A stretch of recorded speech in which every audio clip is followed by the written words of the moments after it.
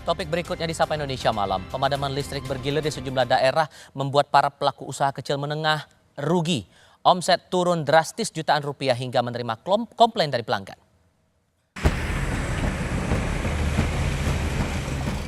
Pemadaman listrik bergilir sejak beberapa hari belakangan merugikan para pelaku usaha mikro, kecil, dan menengah. Di Kota Semarang, omset usaha bengkel menurun drastis karena semua peralatan tak bisa beroperasi. Salah satunya bengkel di Kelurahan Patemon, Kecamatan Gunung Pati. Wah, lumpuh mas. Karena kita pakainya itu listrik semua mas. Seharian kita bisa nyampe hampir angka 20 ya omsetnya ya. Dari 19 berapa itu. Hari itu kita cuma dapat 6,4 mas. Pemilik laundry di Kelurahan Patemon Semarang juga merugi akibat pemadaman listrik bergilir. Karena semua alat bergantung pada listrik, seluruh pengerjaan tertunda hingga mendapatkan komplain pelanggan. Dari customer tentunya pengennya barangnya selesai tepat waktu, tapi karena ada pemadaman listrik 3-4 jam, jadi kita molor. Nah, di situ terjadi komplain dari customer, kemudian tidak datang ke sini lagi, itu juga berdampak bagi usaha seperti kami. Di Kota Blora, Jawa Tengah, pemilik usaha penggilingan padi di Desa Kamolan juga rugi akibat pemadaman listrik bergilir kerap terjadi hingga 3 jam lamanya. Terus ini penggilingan berhenti berarti Pak prosesnya Pak? Berhenti karena nggak bisa nyala listrik, nggak bisa nyala. 1 minggu ada bisa 2 kali, ada bisa 3 kali. PLN minta maaf atas pemadaman listrik bergilir di Pulau Jawa. PLN mengungkap pemadaman terjadi karena kendala teknis pada 2 pembangkit listrik mitranya. Pasokan batu bara pada sejumlah pembangkit juga bagian dari kendala pemadaman listrik bergilir di Pulau Jawa. Ingin mohon maaf yang sebesar-besarnya karena Pulau Jawa mengalami pemadaman bergilir. Tim PLN bersama-sama dengan tim mitra kami agar perbaikan 2 PLTU besar ini bisa berjalan dengan cepat dan berjalan. Menteri Energi dan Sumber Daya Mineral Bahlil Lahadalia menyatakan telah meminta percepatan mitigasi atas pemadaman listrik bergilir kepada PLN. Ia juga kembali menekankan kelangkaan batu bara untuk pasokan pembangkit listrik PLN dan mitranya. Ia bilang telah berkomunikasi intensif dengan Direktur Utama PLN 4 hari terakhir terkait teknis mencegah pemadaman listrik berlanjut. Ia bilang tidak ada kendala pasokan batu bara dari pihak Kementerian SDM ke PLN. Namun PLN perlu memastikan teknis distribusi batu bara tersebut terpenuhi ke pembangkit listrik PLN dan mitranya. Batu bara tidak ada kelangkaan. Nah, tapi teknisnya untuk sampai di power plant-nya itu bukan tugas Dirjen Minerba.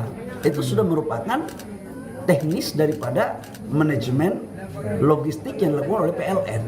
Itu. Jadi pemerintah punya kewajiban adalah menyiapkan alokasi perusahaannya apa dan segera mendorong untuk kontrak. Masalahnya yang PLN sampaikan itu adalah mereka kekurangan medium, kalori yang medium. Tapi itu kan teknis mereka. Sama maintenance. Lalu apa dampaknya jika pemadaman bergilir terus berlangsung? Adakah cara yang harus dilakukan pemerintah untuk mengatasi ini dan benarkah pembangkit kita baik-baik saja? Bergabung dalam diskusi CEO Institute for Essential Services Reform IESR sekaligus pengamat dan ahli transisi energi Fabi Tumiwa. Mas Fabi, selamat malam. Selamat malam. Ini kondisi yang memang masalah teknis yang di luar kendali kita atau sebetulnya sudah bisa diprediksi, Mas? Ya, sebenarnya ini sesuatu yang harusnya tidak terjadi ya, pemadaman listrik. Dan kalau kita tahu sebenarnya kalau kita lihat dari kapasitas terpasang daya listrik yang ada di Jawa Bali ya dan juga berdasarkan dari beban puncak ya, sebenarnya situasi seperti ini harusnya tidak terjadi. Jadi memang dugaan saya ada sejumlah faktor, tapi faktor yang dominan itu memang ada pembangkit yang mengalami kendala, tetapi faktor yang dominan menurut saya adalah ketersediaan batu bara di sejumlah pembangkit PLTU yang hari ini mungkin di bawah batas aman. Ya, dan ini karena adanya hari operasi pembangkit atau cadangan batu bara yang tidak dalam kondisi aman, maka PLTU-PLTU tersebut bekerja atau beroperasi di bawah daya mampu maksimalnya, begitu ya. Nah, oleh karena itu memang kita melihat ada defisit pasokan listrik di Jawa Bali, dan karena ini terjadi di banyak PLTU, ya dari 27 PLTU di Jawa Bali, saya kira sekitar 60-70% pasokan batu baranya itu tidak dalam kondisi aman ya, atau berkisar antara 5 sampai 7 hari saja. Oleh karena itu, untuk menghemat penggunaan batu bara sampai menunggu pasokan datang, maka dilakukan pengurangan operasi, pengurangan daya. Nah, sehingga terjadi defisit. Defisitnya itu cukup besar ya, dan terjadi di banyak pembangkit. Oleh karena itu kita lihat bahwa pemadaman bergilir ini terjadi merata ya, dari Jawa Barat sampai di Bali gitu. Dan ini dampaknya sebatas pada ekonomi atau ada dampak yang lebih serius lagi, Mas? Oh, kalau dampak tentunya seperti yang kita tadi saksikan ya, buat konsumen listrik, pemadaman ini sangat merugikan. Misalnya bagi mereka yang punya usaha ya, jika terjadi pemadaman yang terjadi rata-rata sekarang ya, antara 3 sampai 5 jam, tentunya itu sangat mengganggu usaha mereka. Belum lagi kita lihat di sejumlah usaha misalnya, kalau mereka harus menyala listriknya, maka mereka akan menggunakan genset misalnya. Nah, genset itu mereka harus bakar BBM dengan harga yang cukup mahal ya. Jadi kalau bisa dibilang yang namanya pemadaman listrik itu membawa kerugian bagi konsumen ya. Besar kecilnya tergantung dari bagaimana listrik itu dipakai. Oke, sehingga solusinya adalah menambah pasokan batu bara itu saja, atau ada solusi yang rasanya lebih cepat dan lebih efisien untuk menjawab masalah ini, biar masalah pemadaman tidak terus-terusan berlanjut seperti ini? Ya, solusinya adalah mengamankan pasokan batu bara ya.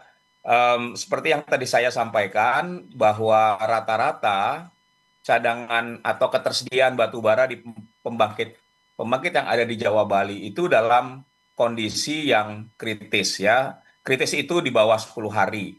Karena sesuai dengan Perdir PLN,